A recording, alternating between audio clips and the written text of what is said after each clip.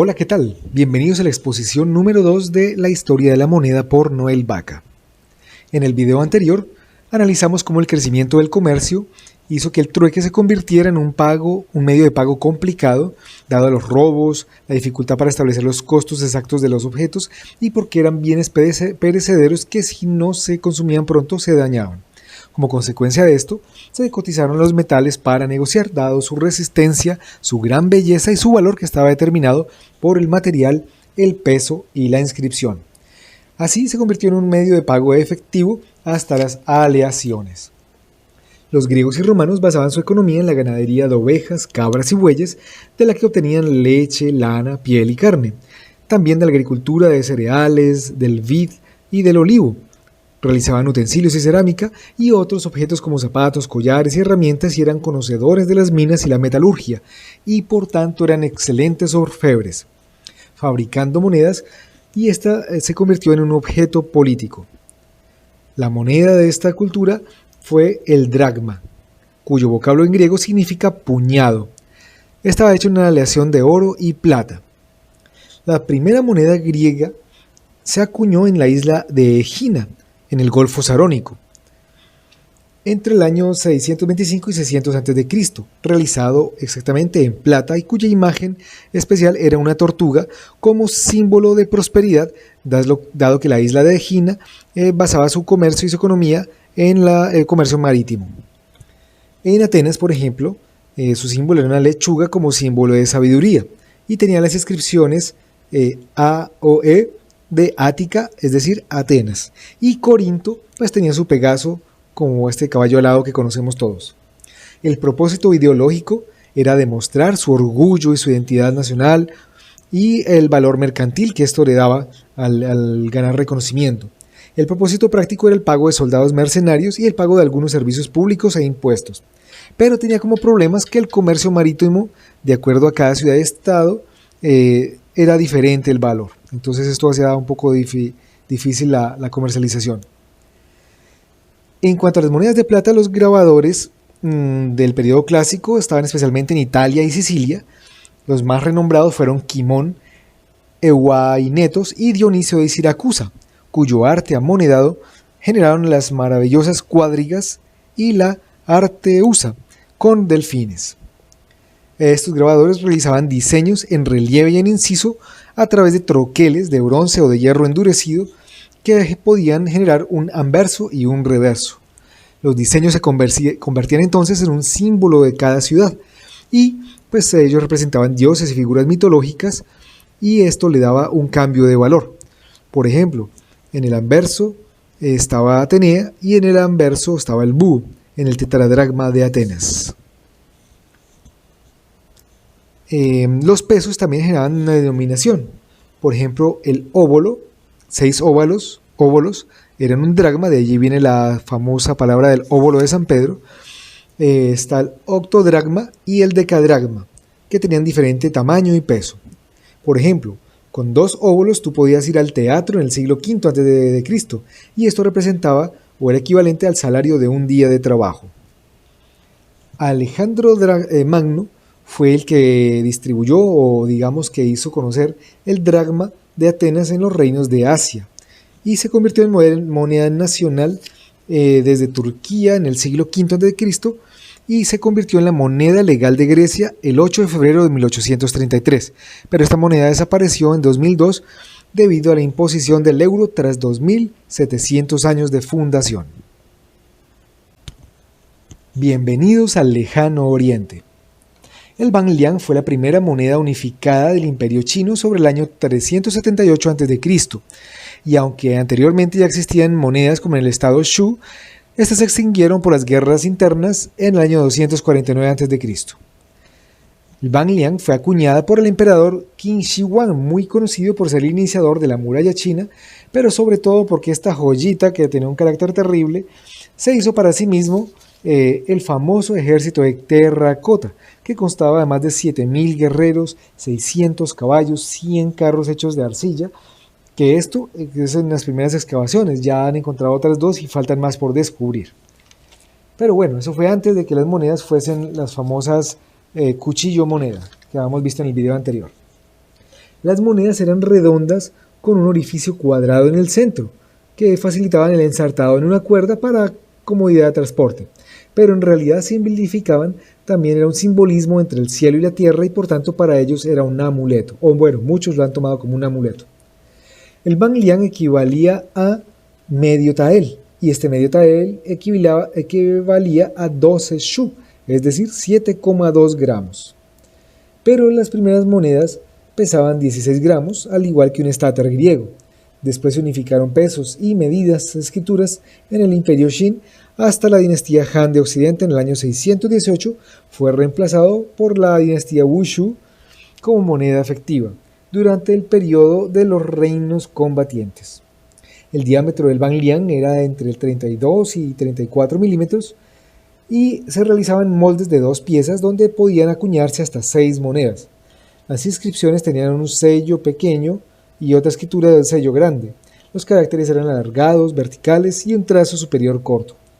Tenían 2 niveles, en la parte superficial tenía oro o algunas plata y en la inferior era bronce en su mayoría.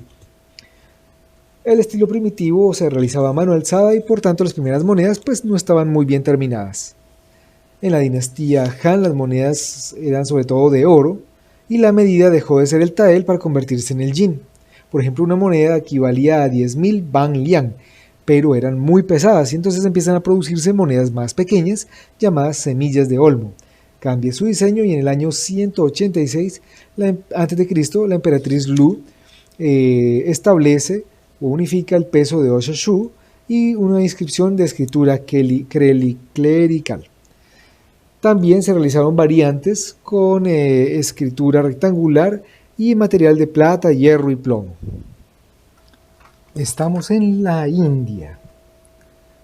La India es una de las primeras regiones habitadas del mundo. Sobre el año 250, hay hallazgos más bien de homínidos desde hace 250.000 años. Fue la civilización del Valle del Indo en el norte de la India sobre el siglo VI a.C. que eran cultivadores de algodón. Alrededor del año 2000 a.C. se generó la famosa cultura védica. Sobre el 500 a.C. fueron dominados por los persas y los griegos. Luego, también en el siglo IV a.C., empezó una sucesión de gobernadores locales, pero en el año 712 después de Cristo son conquistados por los árabes hasta el siglo XVII.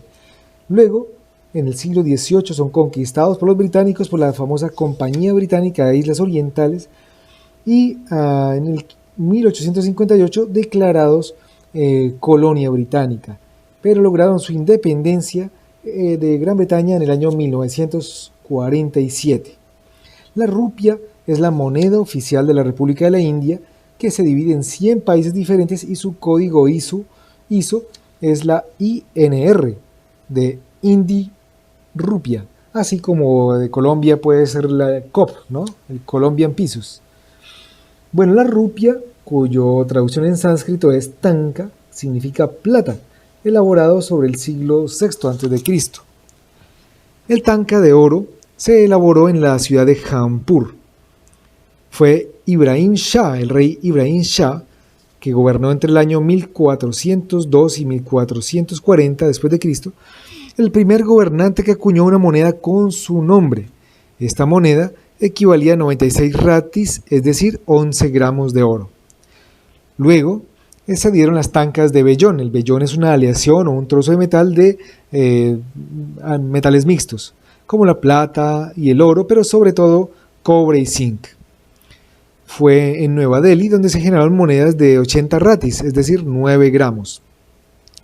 O vellones también de 32 ratis, es decir, 7,7 gramos, al igual que, y esto equivalía más bien a 2/5 partes de un tanka, es decir, de una moneda de oro. También se hicieron de bronce de 40 ratis, de 4,5 gramos, y el gani o fals y feluz de 16 milímetros de diámetro. Fue el hijo de Ibrahim Shah, que se llamaba Mahmud Shah, quien creó o acuñó las doble fals de bronce. Estas doble fals, como vemos acá, tenían en la escritura interna, en el círculo interno, tenían el nombre y los títulos del sultán, escrito en árabe, y en la parte exterior tenía la misma información pero escrito en sánscrito. En el reverso, en el centro, tenía la palabra califa Abul Fad, que significa califa, padre o conductor de la fe. Este califa era el emir de los creyentes y estaba encargado de perpetuar el califato. En el reverso también aparecía en la parte inferior la fecha de acuñación, obviamente en años Erija, que es el tipo, Erija más bien, AH, que es el tipo de conteo hindú. Este antiguo sistema de numeración hindú estaba más bien basado en el sistema hindú-arábico, del cual derivan nuestros números conocidos como arábigos del 1 al 9, pero esto realmente no es de origen arábigo, sino indio. ¿Pueden creer que la magnífica y misteriosa cultura egipcia no tuvo nunca moneda propia? Pues resulta que al fin de la historia del Egipto faraónico, el uso de materiales no acuñados, como anillos y joyas, era la moneda de cambio, además del trueque de otros bienes y productos, cereales, ya que ellos nunca usaron ni necesitaron monedas. Pero fue con la llegada y la invasión de los persas en el año 525 hasta el 404 que introdujeron las monedas de oro acuñadas por el rey de cada momento. Luego, Alejandro el Grande, cuando domina el imperio egipcio, en el año 332, impone la moneda macedonia como moneda universal. Al morir Alejandro, lo sucede su lugarteniente Ptolomeo, quien procura seguir la política de integración cultural y religiosa respetando todas sus concepciones y realizando algunos pequeños cambios políticos y económicos como un sistema monetario que legitima la posición del gobierno y transmite tanto los logros como la concepción política y militar. Así pues, la moneda se convierte en la mejor herramienta de propaganda política, pues traía la imagen del rey en el anverso y la imagen del dios Zeus o del águila parada sobre el rayo en el reverso, que era el símbolo del imperio ptolemaico, que duró aproximadamente 3 siglos, más exactamente desde el año 323 al 30 a.C. Es allí cuando se da la dominación romana. Y está la reina Cleopatra, que adoptando el pragmatismo romano, ellos se dan cuenta que pues, Egipto tiene un sistema económico monetario bien organizado, especialmente en Alejandría, y no alteran los esquemas en estos 3 siglos, sino que más bien funden las antiguas monedas para hacer unas nuevas, porque las antiguas tenían solamente un 30% de pureza. Y es allí donde aparece el denario egipcio. Fue Cleopatra, allí aparece Cleopatra Selene II. Esta moneda fue acuñada en Mauretania y al revés tenía el cocodrilo del Nilo. Cleopatra Selene, que es la que aparece en la imagen, fue la hija de Marco Antonio y Cleopatra. Y tiene una inscripción de Basilisa Cleopatra en griego, lo que significa reina Cleopatra. Bueno, hasta aquí dejamos esta segunda parte de nuestra historia de la moneda.